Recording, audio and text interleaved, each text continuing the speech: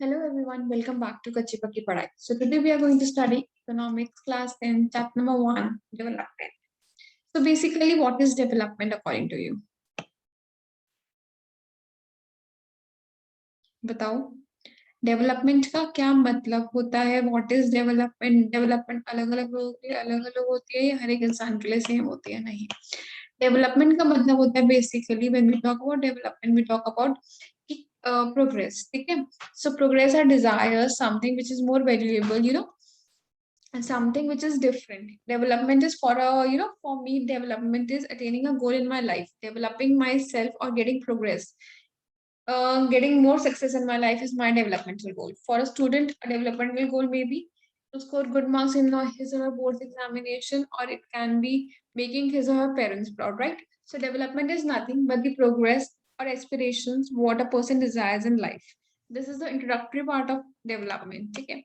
When we talk about next page of this chapter, there are different individuals like category of persons, and we have to write down their development goals and aspirations. For example, Landis, ruler, laborer. More days of work and better wages. Local school is able to provide quality education for their children. There is no social discrimination and they too can become leaders in the village. This is a developmental goal of whom? एक Landis labourer जो कि एक rural area में है उसके लिए developmental goal होगा. Then we talk about prosperous farmers from Punjab. उनके लिए क्या होगा कि हमारी एक एश्योर्ड इनकम आती रहे, हाई सपोर्टिव प्राइसेस होंगे, हमारी जो क्रॉप्स हैं वो भी काफी अच्छे से प्रॉस्पर करे और हमें चीप लेबरर्स मिले ताकि हमारा कम पैसा खर्च हो, right. Farmers who depend only on rain for growing crops, उनको क्या चाहिए? उनको बेटर इरिगेशन फैसिलिटीज चाहिए, उनको ट्यूबवेल चाहिए, उनको बेटर ग्राउंड वाटर फैसिलिटीज वहाँ पे चाहिए होगी. एक वुमेन के लिए डेवलपमेंटल गोल क्या होता है? वो जहाँ रहना चाहती है वो वहाँ रह पाए, उसके बाद वो अपनी मर्जी से आगे पढ़ पाए, उसको एजुकेशन मिल पाए, वो फाइनेंशियली इंडिपेंडेंट हो पाए. अर्बन अनएम्प्लॉयड यूथ का डेवलपमेंटल गोल होगा to find out a good employment opportunity or to help his or her parents, right?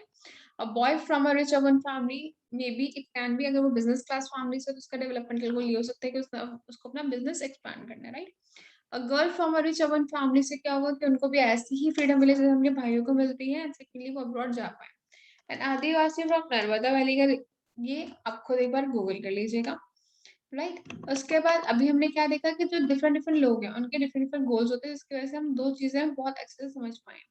पहला है different person have different developmental goals.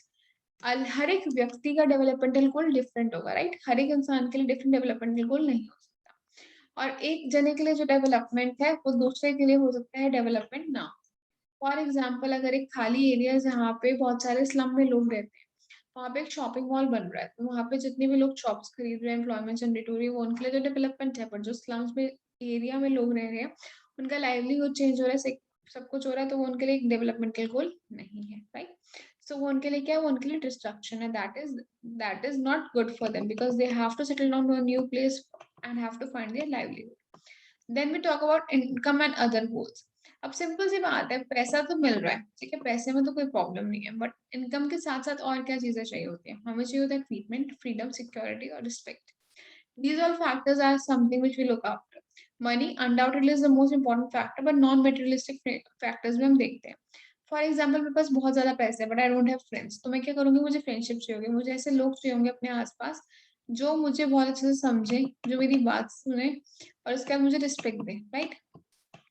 अब इसमें एक एग्जाम्पल दे रखा है. Example is consider another example. If you get a job in a far of place, before accepting it you would try to consider many factors apart from income, such as facilities for your family, working atmosphere or opportunity to learn. In other case, अब job में give you less pay. अब simple सी बात है, अगर मेरे को बहुत ज्यादा पेमेंट मिल रहा है, मैं अपनी फैमिली को नहीं मिल सकती, मेरे को एक अच्छा एटमॉस्फेयर नहीं मिल रहा और मुझे कुछ अपॉर्चुनिटी नहीं मिली लर्न करने के लिए, तो मैं वैसे जॉब लेना लेस प्रेफरेबल समझूंगी एज कम्पेयर टू जॉब जो मुझे कम पे करे पर मेरे पास सेंस ऑफ सिक्योरिटी हो और मेरे पास एक फ्रीडम हो to do my work. So therefore development क्या होता है? डेवलपमेंट एक मिक्स ऑफ गोल्स होता है, जहाँ पे जैसे हमारी जो वुमेन्स है घर की, ठीक है, अब वो क्या है? देखो यहाँ पे दे रखा है ना, if womens are engaged in high paid work, तो उनके जो वैल्यू सोसाइटी में बढ़ जाती है. पर अगर वो हाउस होल्ड कोर्स ही कर रही है तो उनकी जो सोसाइटी में वैल्यू वो डिक्रीज हो जाती है, बिकॉज वहाँ पे उनके पास पैसा नहीं आ रहा, तो उनको एक अच्छा वैल्यूएबल लाइफ नहीं मिलती है, right. So after this we talk about कि हम देखो डेवलप और डेवलपिंग कंट्रीज को कंपेयर कैसे करते हैं। तो इसका जो सबसे मेन एजेंडा आता है ना, that is per capita income. Per capita income is also known as average income, which is the total income of the country divided by its total population. Average income को हम पर capita income भी कहते हैं। अब यहाँ पे क्या है, यहाँ पे देखो, यहाँ पे there is something which is given, which is very important from your exam point of view. Countries जिनकी पर कैपिटा इनकम होती है यूएस डॉलर 12,616 पर एनम, या उससे ज्यादा, उनको हम रिच कंट्रीज बोलते हैं। जिनकी पर कैपिटा इनकम होती है यूएस डॉलर 1,035 और उससे कम, उसको हम लो इनकम कंट्रीज बोलते हैं। और India comes in the category of low middle income countries because हमारा जो पर कैपिटा इनकम है वो 1530 पर एनम है, and this is according to 2012। Right, clear है। अब यहाँ पे क्या है, जो रिच कंट्रीज हैं, जो कि मिडिल ईस्ट और सेंट्रल स्मॉल कंट्रीज है, उनको हम जनरली क्या बोलते हैं, उनको कहते हैं डेवलप्ड कंट्रीज, क्योंकि वो बहुत ज्यादा आगे बढ़ चुकी होती है। Right, this is something you will read on your own.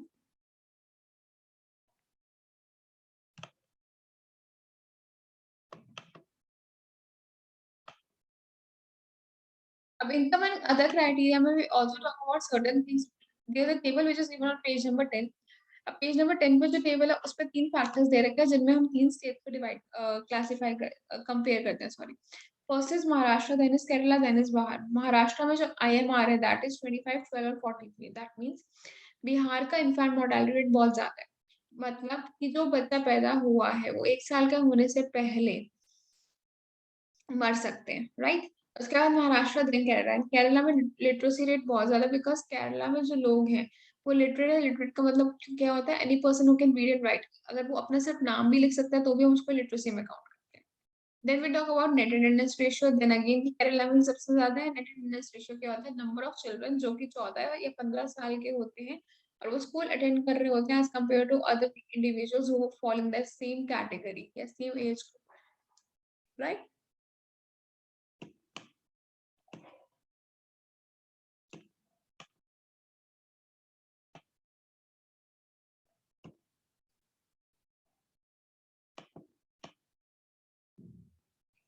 Abhi, I am ending it over here only. I know this is not a exact video of the chapter. I'll be uploading one more video with the more detailed information of this chapter. In case you have liked this small crisp video, please do like, share, and subscribe to my channel. Thank you and have a nice day.